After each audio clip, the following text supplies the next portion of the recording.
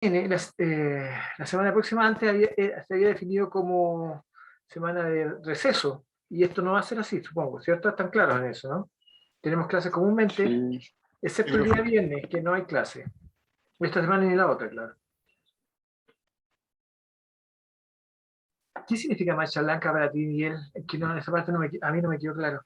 No puedo hacer, Profe, no puedo hacer pruebas ni nada de eso, yo creo. sí, sí, solamente allá en clase. No se pueden Sí, hacer ni no, evaluaciones ni pruebas.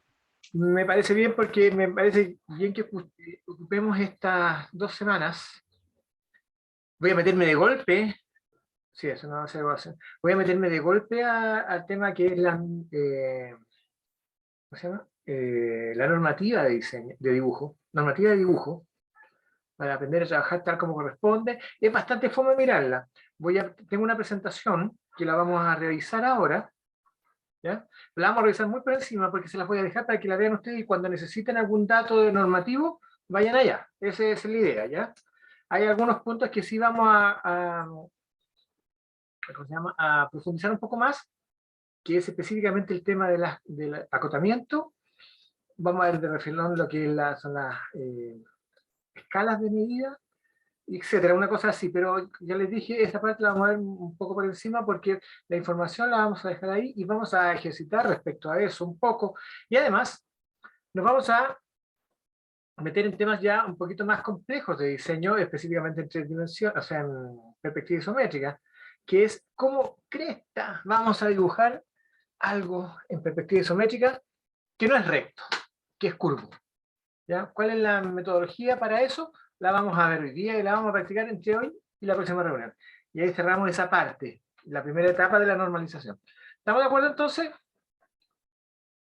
Partamos al tiro con eso, mientras supongo que llegará más gente, ¿no? Porque, bueno, está lo que valemos la pena, como dicen por ahí siempre, ¿no? Oye, ¿sabes qué? Les quería comentar a propósito de esto, que para evitar malentendidos más adelante, tengan en cuenta ustedes que yo recibo informes de ingresos a la clase, tiempos de ingreso, cuánto tiempo están, algunos se dan cuando estamos hablando, y también recibo los informes de el tiempo a la visualización de la página, si revisan los videos, qué documentos abren, todo eso yo recibo esa información. ¿Ya? Yo sé entonces que algunos de ustedes han ingresado 2 veces, por ejemplo, a la página en todo este tiempo. No ha mirado nada. ¿A qué va esto? Porque ese va a ser un criterio para responder de buena forma o de mala forma los reclamos de la segunda PEP. ¿Se entiende, no? Si una persona ha venido a muchas clases, ha participado en varias clases, ha entrado continuamente, no digo a cada rato, pero ha visto la mayoría de los ejercicios, ha visto algo de los videos, y después dice, profe, ¿sabes qué? Me fue mal porque no entendí algo y quiero mejorar esto. No tengo ningún problema. Y les cuento esto porque me pasó el semestre pasado.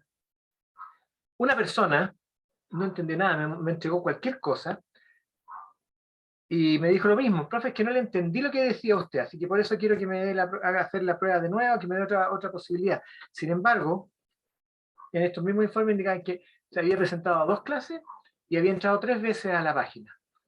Entonces no tengo manera de justificar un apoyo para esa clase de personas. Yo no sé si ustedes están de acuerdo conmigo, o si ustedes piensan que igual, independientemente de cualquier cosa, como ustedes son alumnos, tienen derecho a toda clase de ayudas.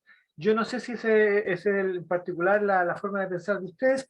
Me imagino que no, porque somos ingenieros, ¿cierto? Ingenieros nos rajamos con nuestras propias uñas y asumimos cuando algo no nos sale bien y nos equivocamos. ¿Estamos entonces? ¿Ya? ¿Se quedó claro esa parte, no?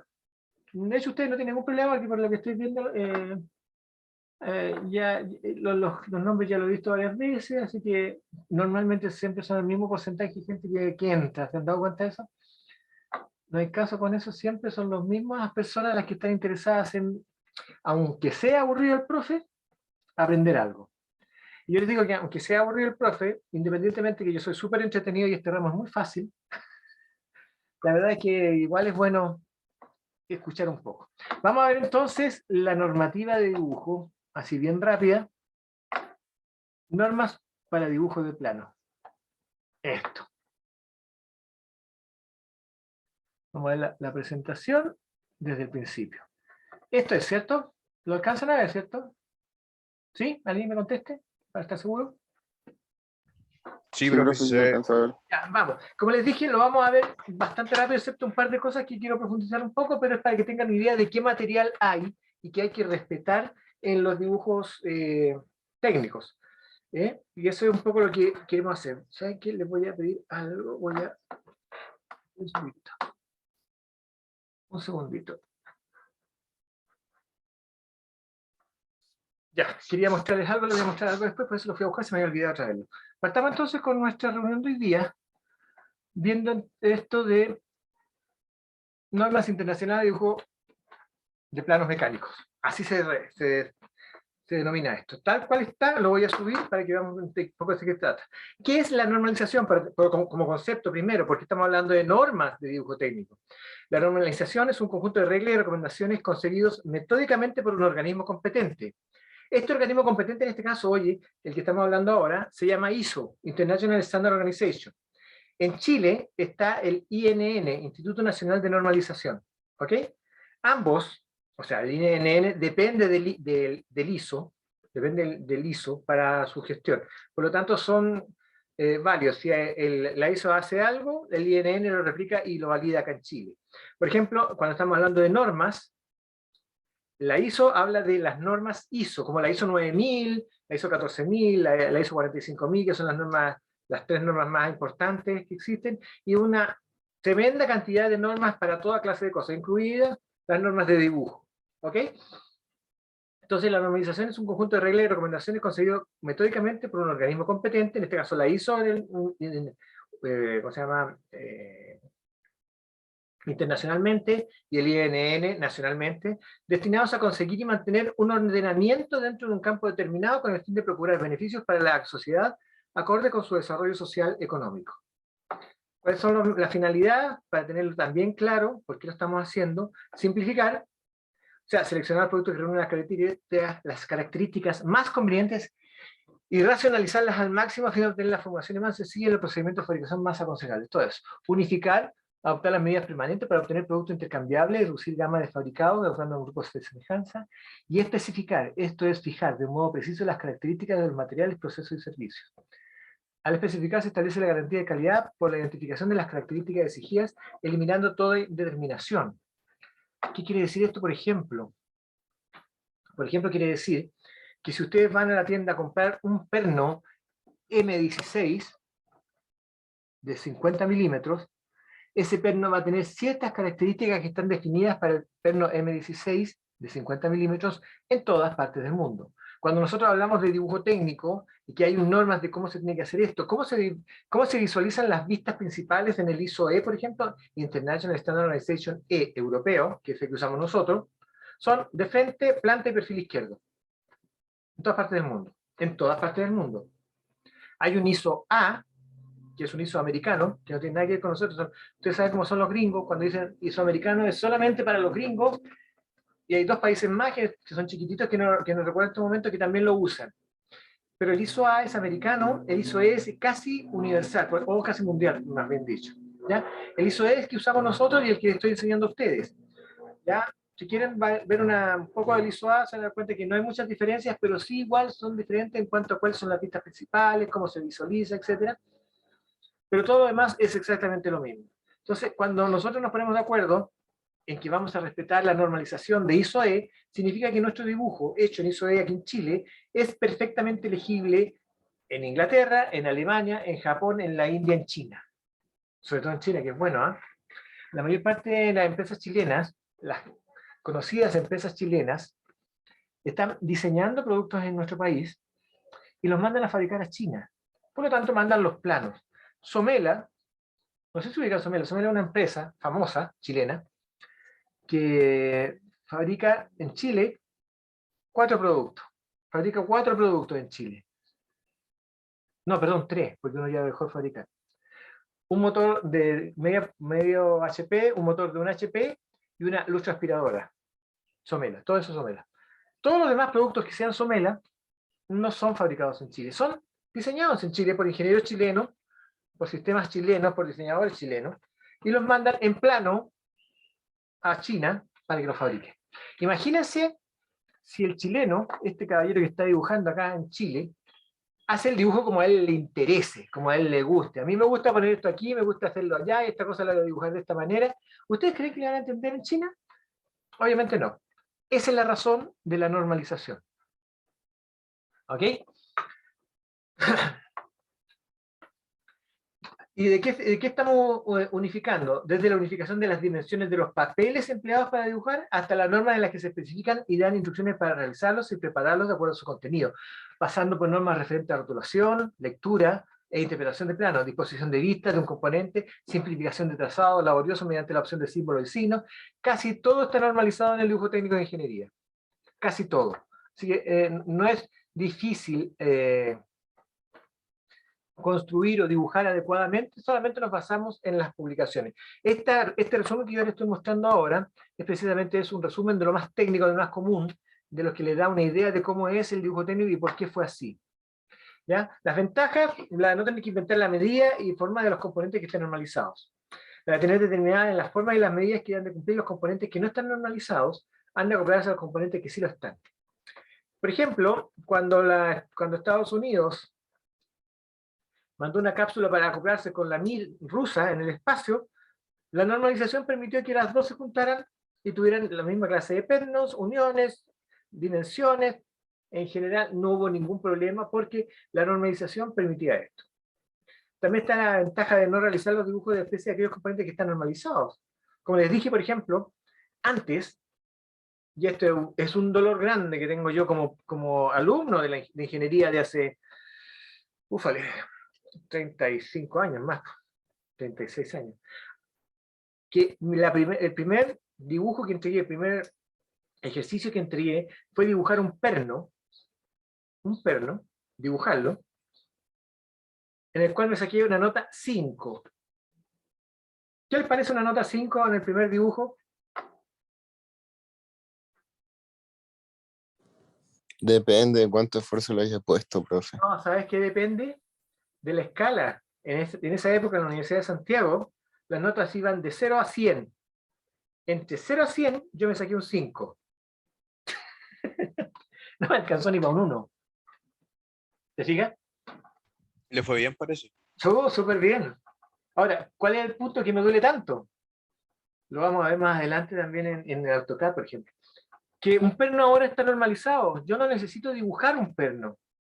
Lo que necesito es determinar, aquí va un perno M16 de 50 milímetros. Y no dibujo nada. ¿Se fijan? Es mucho más fácil dibujar ahora.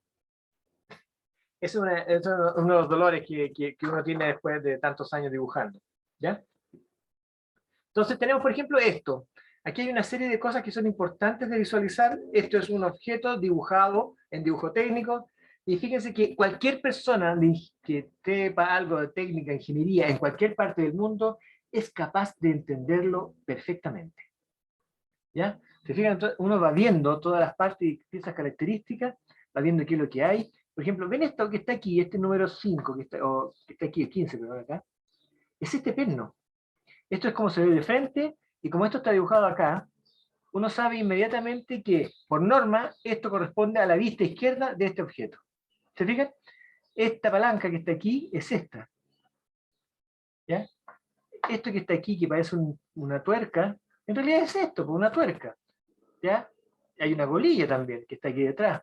Entonces, uno va entendiendo en la medida que se completara el objeto. Yo miro acá y miro al lado. Fíjese, como la norma me dice que estos tienen que ir uno al lado del otro, de frente y de perfil izquierdo, si este dibujo yo hubiera querido ponerlo en cualquier lado, por ejemplo acá arriba, pongo este aquí y este otro acá arriba, ¿cómo le explico a alguien que esto es la continuación de esto y que es el mismo objeto? ¿Se fijan?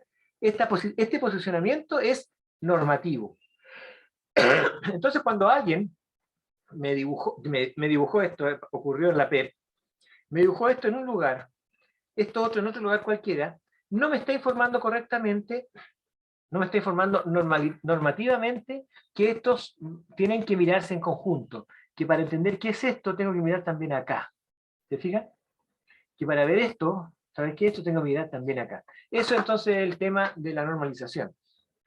La norma es el conjunto de datos obtenidos, datos tomados como referencia, conseguidos en un acuerdo colectivo y razonado, con objeto de que sirva de base de entendimiento para la solución de problemas repetitivos. Todo lo que es largo, complemento, largura, ancho, espesor y altura está definido. Las normas internacionales ISO no tienen carácter obligatorio, no me obligan. Sin embargo, lo más lógico es que yo utilice un sistema que se entiende en cualquier parte del mundo, ¿cierto? Es lo más obvio que si yo voy a comunicarme con alguien, me voy a comunicar en un idioma que ambos entendamos, no voy a comunicarme en un idioma que inventé yo mismo para mí. Y eso lo tengo que tener muy claro. Todo lo que nosotros hablamos de normalización de dibujo es exactamente esto, de ponernos de acuerdo en un idioma. La normalización es una recomendación y no una obligación, pero dado que la normalización aporta considerables ventajas económicas, generalmente es aplicada. ¿Ya? Vamos por partes. Lo primero que me enseña la normativa es el formato de láminas, alfabeto de líneas, escrituras y escalas. Y eso es lo que vamos a ver ahora, bien rápidamente, porque esta es la parte más dura de entender, por decirlo de alguna manera, de lo que son la normativa. Formato de láminas. ¿Qué son las láminas? Son los formatos A4. Por ejemplo, el que usamos nosotros es este, A4. Está toda esta serie de formatos, del A0, que es el más grande, al A4, que es en este caso el más pequeño. ¿Ok? Si se fijan bien, y esto creo que hay que verificarlo, pero cada uno de estos, el ancho, si lo multiplicamos por 2, se convierte en el largo, y el ancho, el alto del otro se convierte en el ancho. ¿Ya? Este es 420, ahora es 420. Este es 297, ahora es 594. Este es 594, aquí no está equivocado. Ahora el doble de esto es 840. 840, 1189. ¿Se fijan? Entonces, los formatos A0, A1, A2, A3 y A4 son complementarios entre sí. Si yo doblo el formato A0 en 1, 2, 3 y 4 partes, voy a conseguir el formato A4. Eso permite entonces que yo pueda archivar adecuadamente estos formatos y que sean complementarios unos con otros. Hay otros elementos que son alargado especial, en que si algún objeto que yo voy a dibujar no cabe bien en ninguno de estos, puedo utilizar una deformación de ellos, o incluso una tercera deformación para cosas ya bastante más complicadas. Pero de hecho, si yo quiero dibujar algo, lo más probable es que yo utilice siempre el formato de esta clase. Primero, A0, A1, A2, A3 y A4, que tienen estas dimensiones. El formato A4 que usamos nosotros es de 210 por 297. Y punto. Es este el formato. Y no existe otro. ¿Ya? Entonces, cuando yo tengo dibujado eso en el formato, yo puedo compartir este dibujo con cualquier persona que lo va a poder leer y archivar de la mejor manera posible.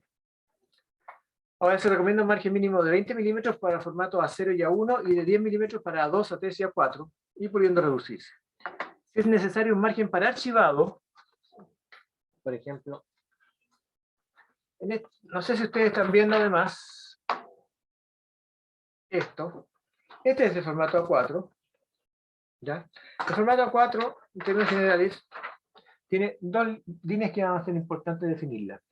La línea del borde y esta línea delgada que es línea de corte. ¿Qué significa esto? Que cuando yo terminé mi dibujo, voy a recortar por esta línea. ¿Por qué se usaba esta línea? Porque yo usaba las partes externas del dibujo, del papel quiero decir, para pegarlo con scotch o con puntitos a la mesa de dibujo, con unas puntas, con unos alfileres. Entonces, como yo lo pegaba a la mesa del dibujo, esta parte se dañaba. Cuando yo tenía terminado mi dibujo, lo recortaba por esta línea, que está aquí, la línea de corte. Aquí aparece también un texto, que no sé si alcanza a ver, que dice centro de hoja, que marca la mitad de la hoja. ¿Ya? Entonces yo podía de esta manera archivar este documento, archivarlo, porque marcaba con la perforación el punto donde yo tenía que marcar para hacer la perforación en todo caso. Y abajo está el rotulado, la caja de rótulo, que este es un modelo para caja de rótulos, que es el que más se utiliza, ¿se fijan?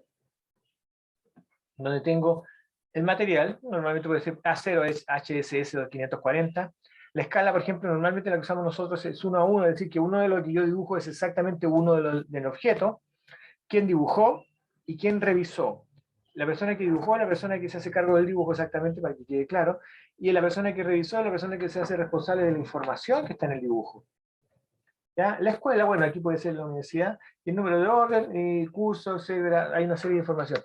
Como les dije, el cuadro de rótulo puede tener mucha más información de cualquier tipo dependiendo de la empresa.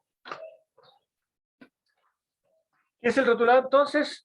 Es uno o más rectángulos adyacentes con una longitud máxima de 170 milímetros, los cuales a su vez pueden dividirse en otros rectángulos. ¿Estamos de acuerdo en eso? ¿Hasta ahora? ¿No hay problema? Como les dije, vamos a hacerlo bien rápido. Y aquí está cómo se ubica el rótulo, tanto para las láminas ubicadas horizontalmente como las ubicadas verticalmente. Fíjense una cosa, y esto sí quiero hacer muy claro el ejemplo.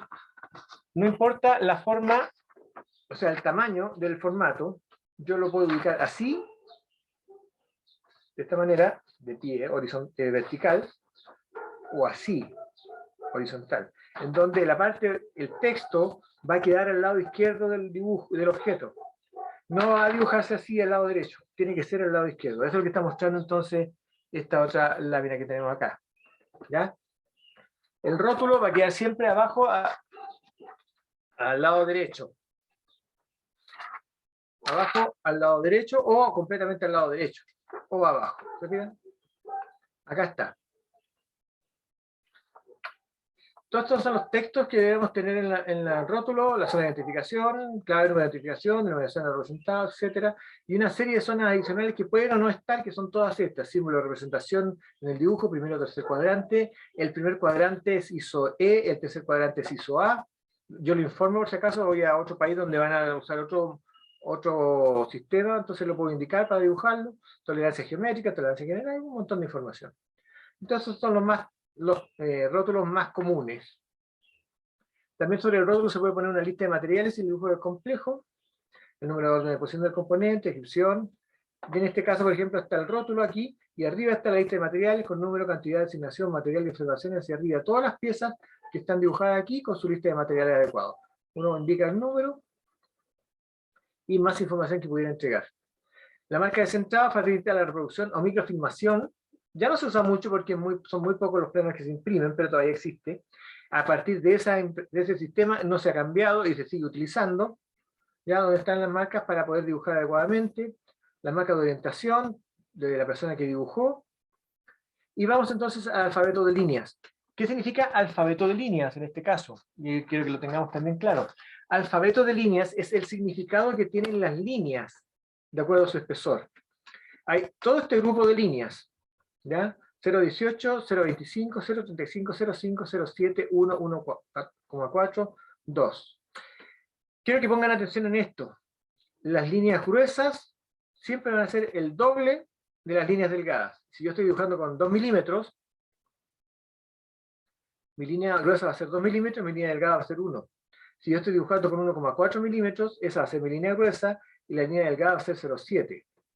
Si yo estoy dibujando con 0,7, o con 1, perdón, con 1 milímetro la gruesa, la línea delgada va a ser 0,5. Y así voy juntando todo esto. Con 0,5, la línea delgada va a ser 0,25 o 0,3 en este caso.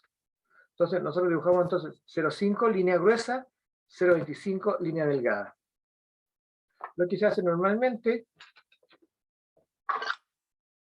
es trabajar con ciertos lápices. Este lápiz negro que tengo acá es el típico Portaminas 05.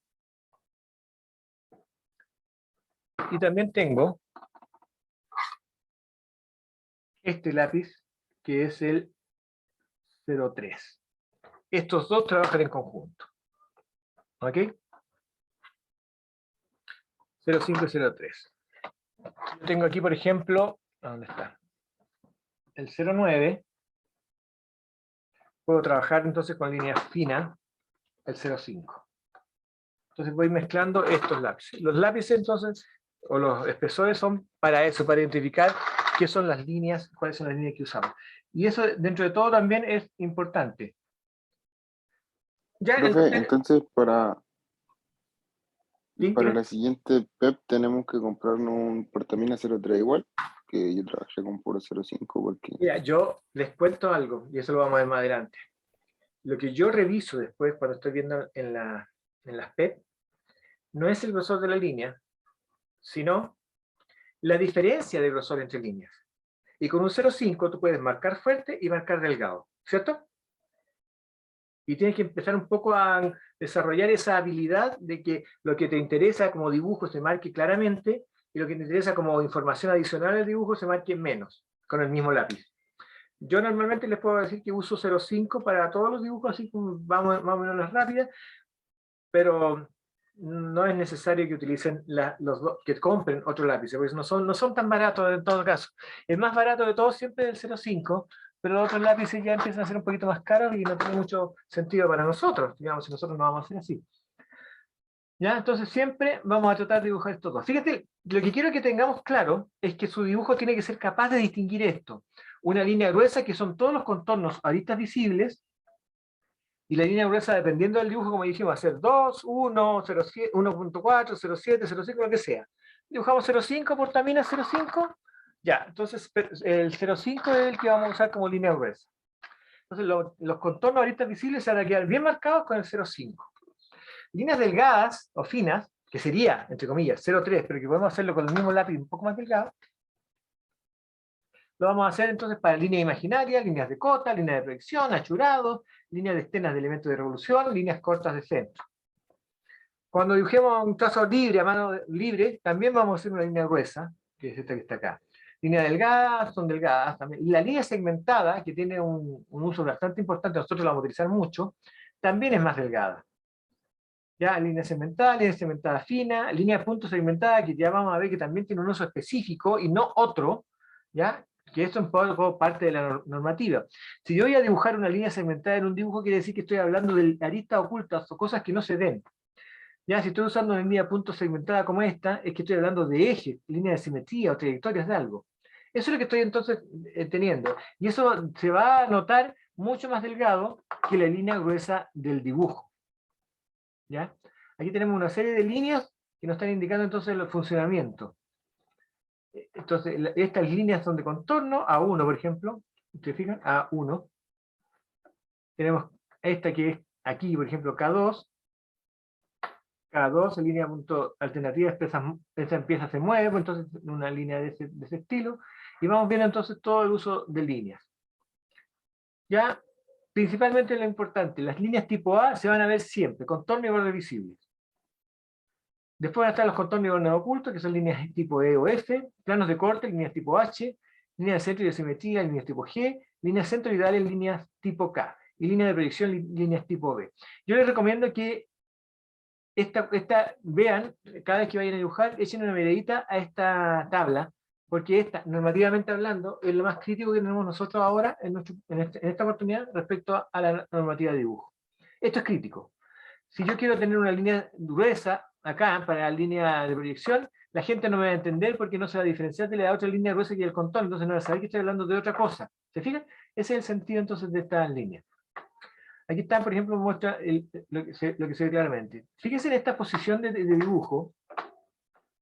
Esto es cómo se ve desde abajo, cómo se ve de frente y cómo se ve del perfil derecho. Esto entonces es una proyección tipo ISO-A. Yo la miro desde el lado derecho y veo que esta es una arista, que está a la vista, que corresponde a esta. ¿Se fijan? Curiosamente coincide con el borde aquí del círculo, que es la perforación. Abajo no coincide con nada y por lo tanto este borde que está aquí, que está tapado en esta línea, se dibuja con una línea de segmento más delgada. Lo mismo pasa acá. Esta línea, está aquí, se ve correctamente, y estas líneas que están acá, el segmento, es esta, y estas otras son estas dos. Esta, que corresponde a este círculo, y esta otra que corresponde al borde. No, al revés. Esta corresponde al borde, y esta corresponde al círculo. Entonces, aquí estamos viendo una serie de formas de trabajar con estas líneas. ¿Es correcto entonces que las líneas delgadas toquen la forma? No es correcto que no la toquen, pues se considera complicado. Entonces, todas estas maneras de ver el asunto es correcto. Por ejemplo, aquí es correcto que formen la punta de la perforación, y aquí no está correcto porque no la forman. Es correcto que terminen en una arista visible, las que están ocultas. No es correcto que no quede visible exactamente donde está la arista. Entonces, vamos viendo todos esos elementos que quiero que ustedes lo miren cuando vayan a dibujar después. ¿Ya? Solo cuando vayan a dibujar. Esto está bien hecho, esto no está bien hecho. ¿Por qué no está bien hecho? Porque esta línea, que es segmentada, corresponde a toda esta superficie que está acá, ¿se fijan? Lo estoy viendo desde acá, toda esta superficie, y se puede confundir entonces con que esta línea continúa hasta acá. El hecho de que esté cortada aquí y abierta muestra que entonces es una línea que continúa, pero no está a la vista a partir de este punto. Y aquí se puede confundir.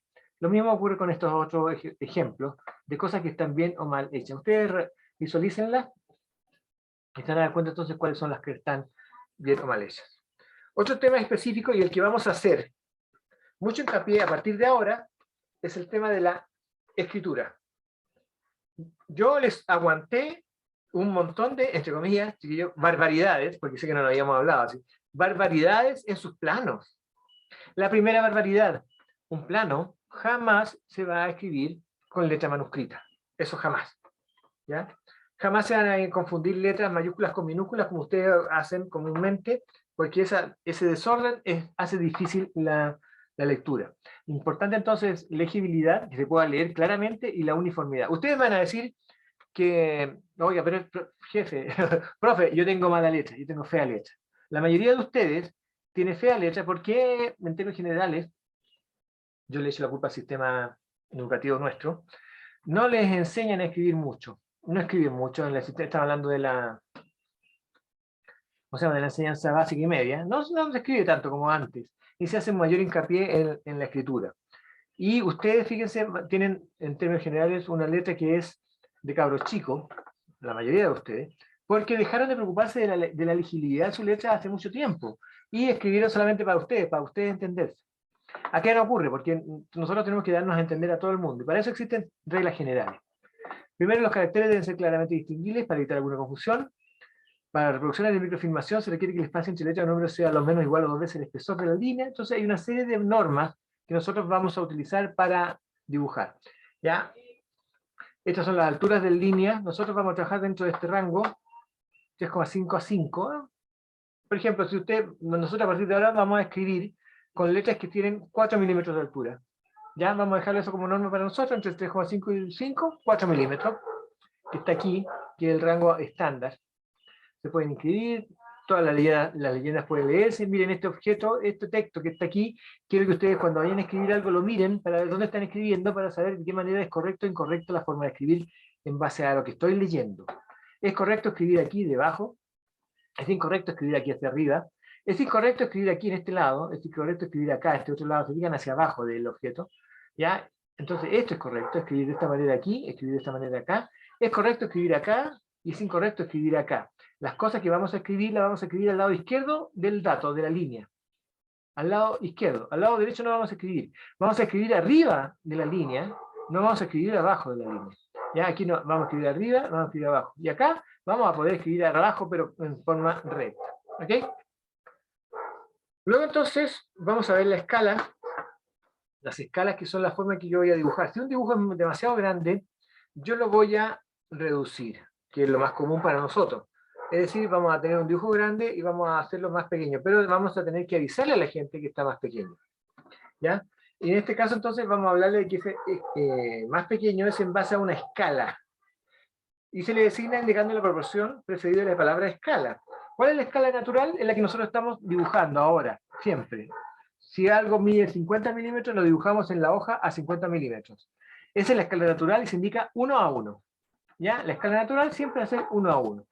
Y normalmente no la indicamos, tenemos bien amplio, porque es lo normal. Si nosotros queremos hacer algo distinto, vamos a tener una escala de ampliación. Y se lee, por ejemplo, x a 1. ¿Qué significa esto? Que en realidad lo dibujamos más grande algo, de manera que la realidad es a la inversa de lo que estoy dibujando. Si algo aquí lo dibujo de 100 milímetros, ¿ya? Y pongo al lado escala 12 a 1, significa que en la realidad esto mide 50 milímetros. El dato que yo voy a poner, y esto también es importante, si esto está a una escala 12 a 1 y lo dibujé de 100 milímetros, el dato de información va a ser 50 milímetros, porque está 2 de esos corresponden a 1 en la realidad. Es una escala amplia, de ampliación. Al revés, la escala de reducción significa que algo muy grande yo lo voy a achicar. Significa que 1 es a X. Por ejemplo, normalmente los muebles se dibujan en 1:10 o 1:50, es decir, 100 milímetros del objeto corresponde a 1 metro en la realidad. Eso es 1:10.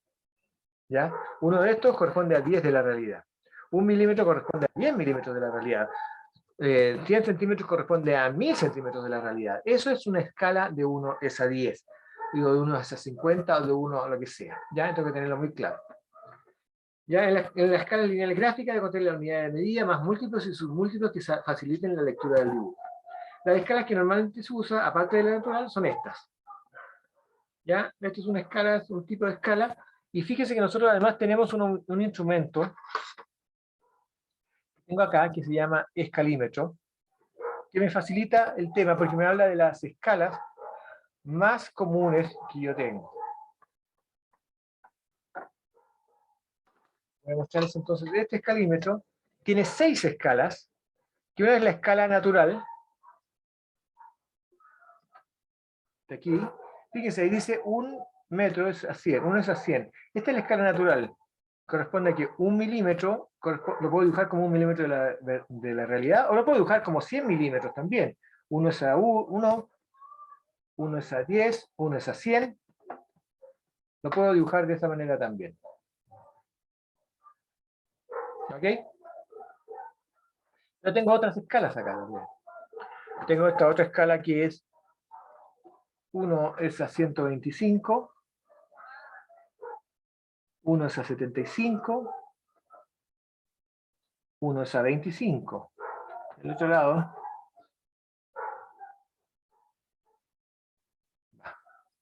tengo esta escala. A ver, ¿dónde está?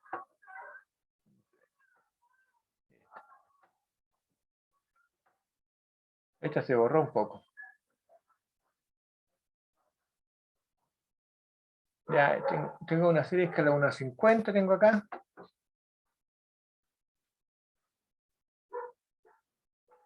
Una 100 de nuevo. Entonces tengo aquí todas las escalas que yo puedo utilizar y la preferencia es usar esas que son las más comunes.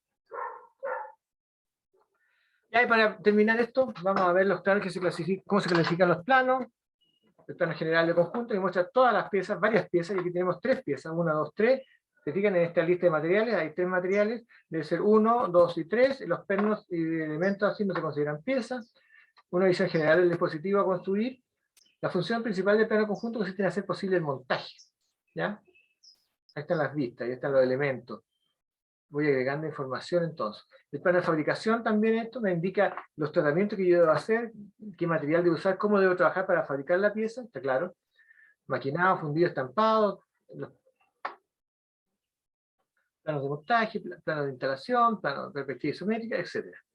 ¿Ya? Entonces eso es el tema de la primera parte más fea, más complicada de la normativa. Esta parte no es que se la tengan que aprender, no se la aprendan, pero por favor úsenla cuando vayan a dibujar algo, porque a partir de ahora esto es requerible, es algo que nosotros vamos a solicitar. Y un punto importante que nosotros tenemos que tener en cuenta en cuanto a, ¿cómo se llama?, a normativa, es de qué manera voy a entregar información que no es dibujo a la gente. Yo voy a poder dibujar un objeto, por ejemplo a 50 milímetros, pero ¿cómo le aseguro a la gente que esto mide 50 milímetros? Para eso, la normativa me indica que yo debo usar algo que se llama acotamiento. Y el acotamiento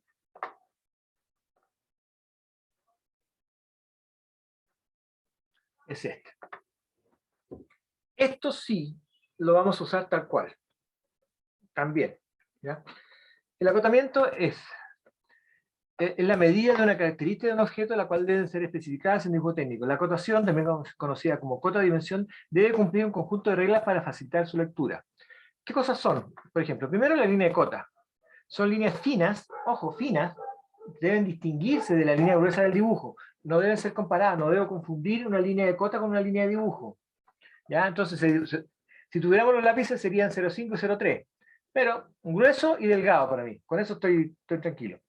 Que entropía en su centro, cota o medida en esa parte, debe ser de espesor fino y terminar en flechas. Ojo con esto, siempre terminar en flechas. Estas indican el comienzo y el final de cada línea. También están las líneas auxiliares de cota, que son líneas continuas, que partiendo del objeto limitan el espacio a acotar. Se llaman también límites de cota.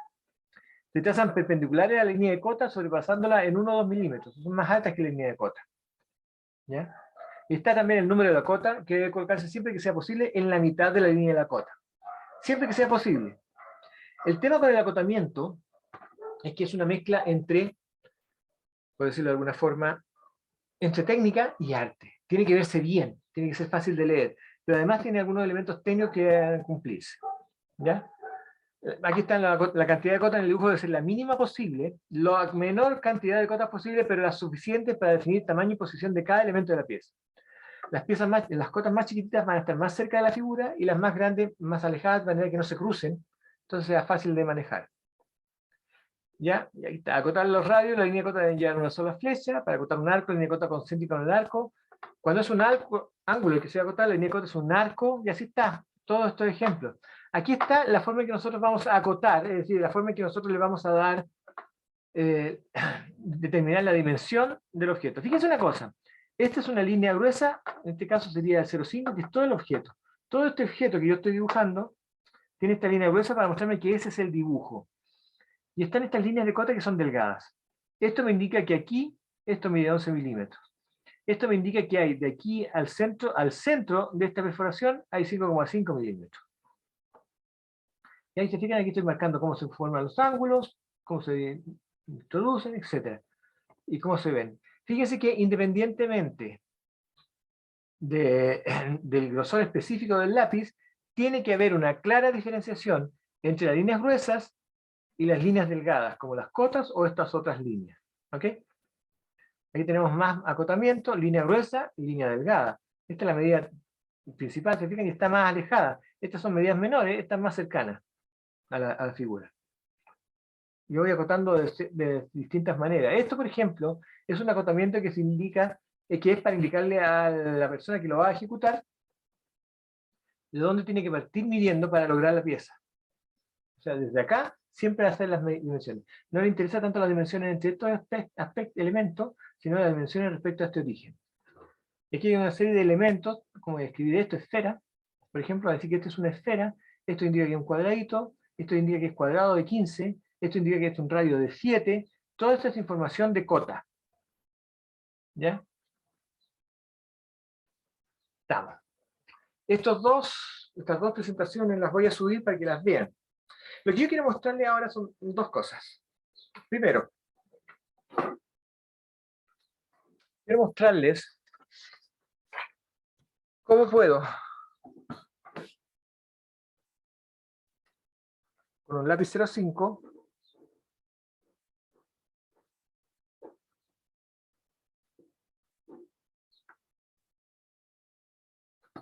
diferenciar los dos tipos de líneas. ¿Se fijan? Si yo lo voy a dibujar entonces, por ejemplo,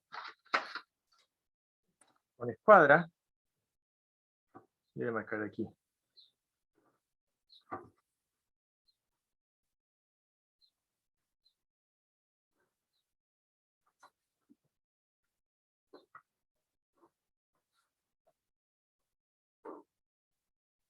Y luego marco acá.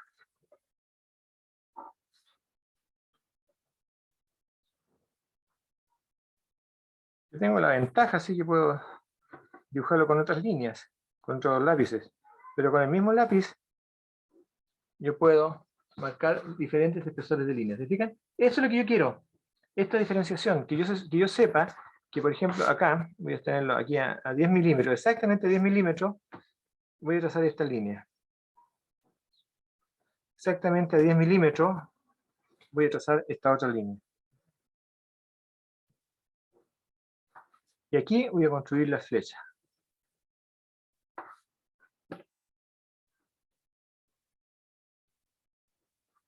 Ahora, si lo vamos a hacer como corresponde bien, acá está. Quiero mostrarles esto. Voy a hacerlo con esto.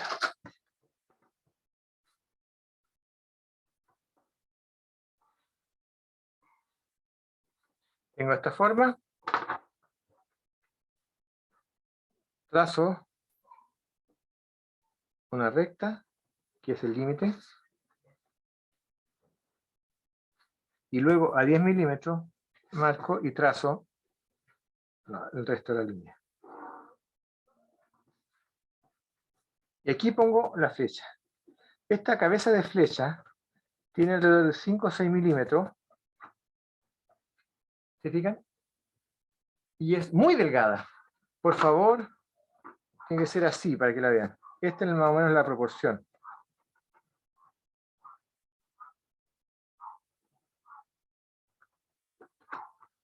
Muy delgada. Por favor, no hagan esto. Esto no. Ni hagan esto. Tampoco. Ni esto. Nada de esto. Es esta la flecha. Y yo aquí encima voy a escribir la dimensión. En este caso la dimensión es 80. Aquí. Yo más o menos estoy acostumbrado a escribirlo, pero les voy a contar algo. Nosotros vamos a trabajar de esta manera. Para dibujar. No se ve muy bien, pero vamos a trazar una línea delgada.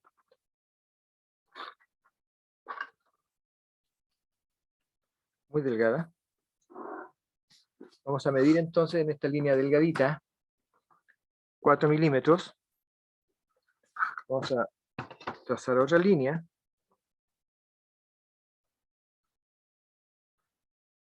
A 4 milímetros, que casi no se note, yo lo estoy marcando mucho. Y en esto vamos a escribir entonces aquí.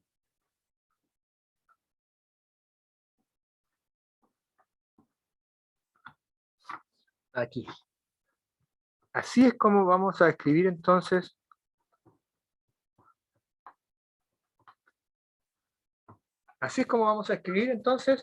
en plano. Fíjense que antes, y esto es lo que yo quería mostrarles, teníamos una cosa como esta.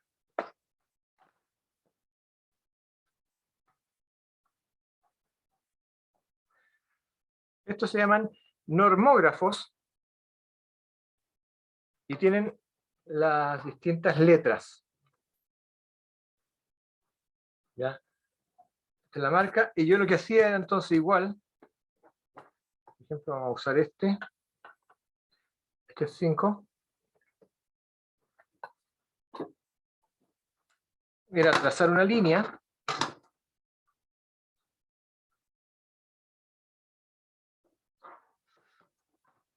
Y empezar a escribir.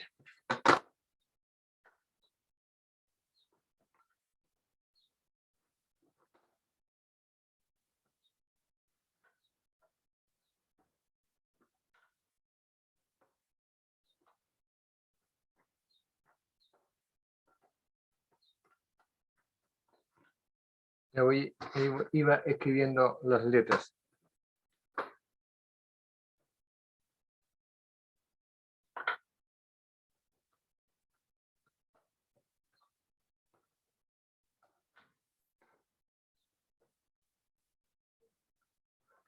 Y esta es la manera en que nosotros escribíamos. ¿Ya?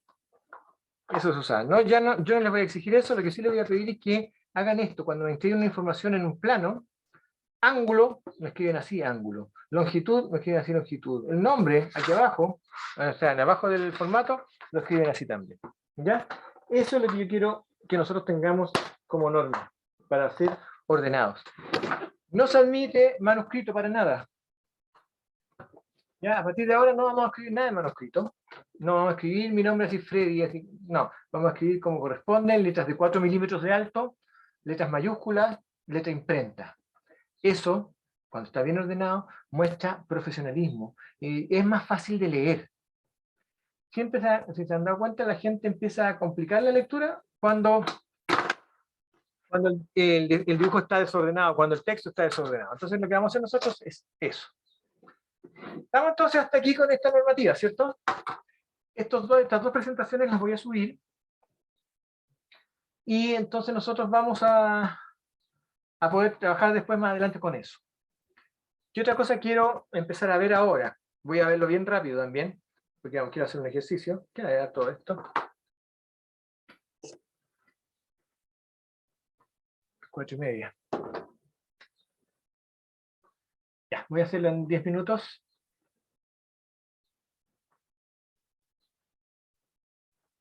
Esto. ¿Cómo construir un círculo en perspectiva isométrica? Es este es el método de Steven, el que nos vamos a nosotros. Vamos a suponer que construimos un cubo. Este cubo lo dibujamos aquí, estos puntos. Ubicamos estas diagonales. Voy a subir este texto también y ahora voy a hacer el ejercicio. Y a partir del mismo punto conectamos los sistemas mediante esto. Y trazamos arcos. Para esto vamos a necesitar el uso de, ¿cómo se llama? Compás. Entonces, les voy a contar entonces lo que vamos a hacer. Muy simple.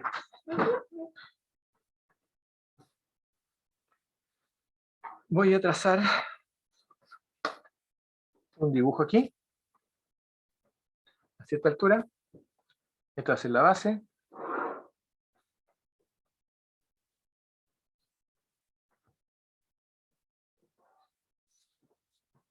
Ya, desde el inicio.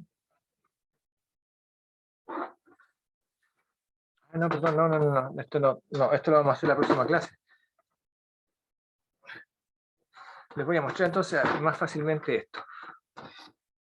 Les voy a mostrar aquí. Me equivoqué. Ya, aquí tenemos 70. Y aquí tenemos 70.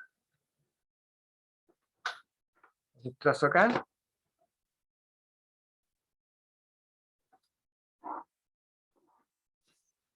Y trazo acá.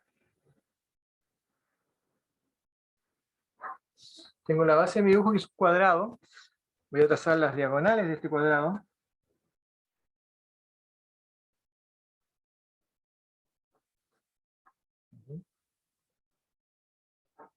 Y voy a utilizar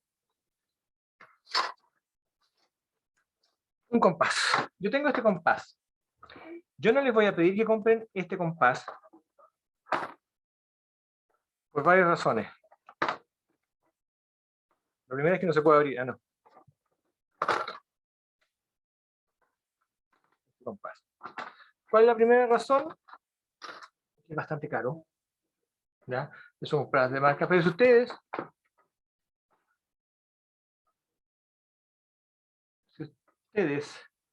compran este compás, que vale 1.700 pesos, me sirve igual. Cuando yo tengo este compás,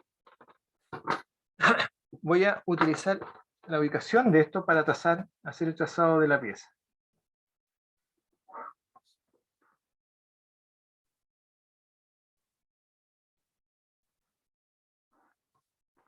Entonces, me fijo primero. Ojo con esto. Lo primero que yo hago con un compás es verificar que las dos puntas efectivamente se toquen, que estén a la misma altura. Si no es así, como en este caso, yo la corro un poquitito más arriba. Ahí están, las dos puntas juntas. Luego entonces, ubico un punto medio, ubico el extremo,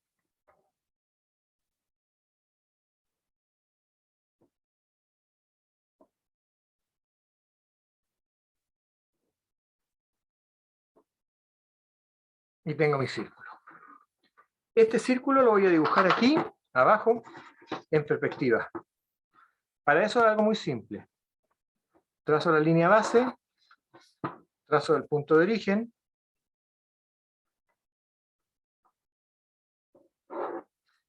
y trazo ahora la diagonal a 30 grados aquí. Todo basándome en la misma línea de abajo. Trazo la diagonal y mido los 70 hacia aquí y los 70 acá.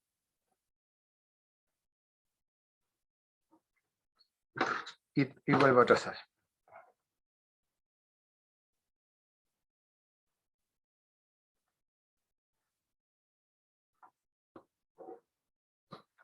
Como está en base a esta, me apoyo aquí y trazo esto. Fíjense entonces que lo que tengo aquí es este cuadrado con estos en 30 grados, como corresponde a la perspectiva isométrica. Trazo esta línea diagonal, trazo esta otra,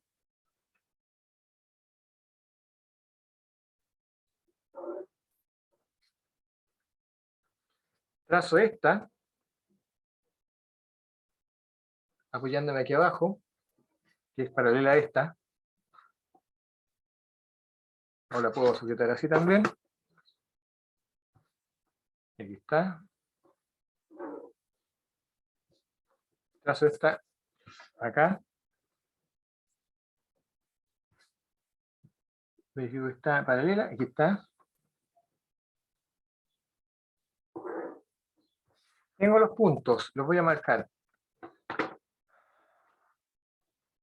A, B, C, D, E, F, G, H. Y ahora voy a trazar una diagonal que va a cortar la otra diagonal, de aquí a acá.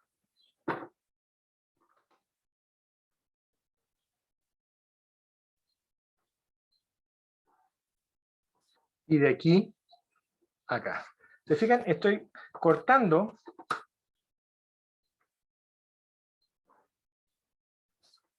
esta diagonal más larga en un punto. Y este punto va a ser I y J.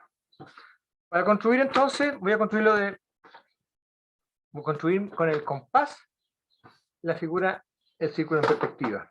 Entonces voy a poner centro en... el lista acá, perdón, me equivoqué. Aquí está el I. Centro en I, y entonces el arco HB. Centro en I, arco HB. Voy acá, centro en I, pongo la punta en el centro I,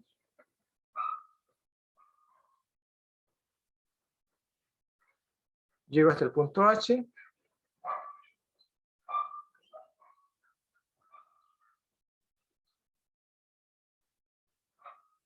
termina en B. Luego entonces, centro en G, arco B, D. Centro en G,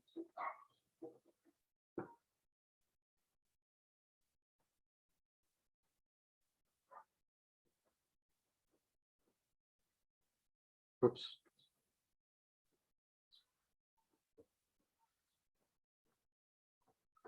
Centro en G, arco BD. Luego entonces, centro en J, arco DF. Centro en J.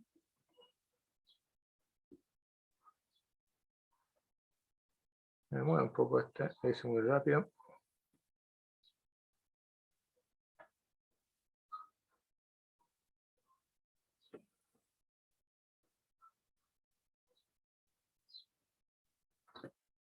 ¿Ya? Y luego entonces, centro en C, arco F, H. Y se fijan, termino con la misma letra que empecé. H, H. HB, BD, DF, FH y terminamos. Entonces, centro en C.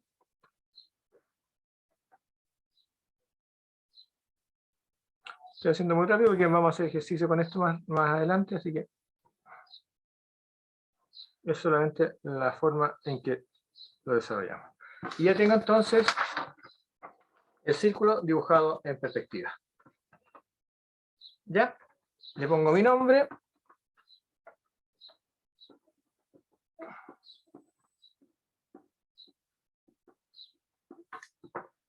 Estamos.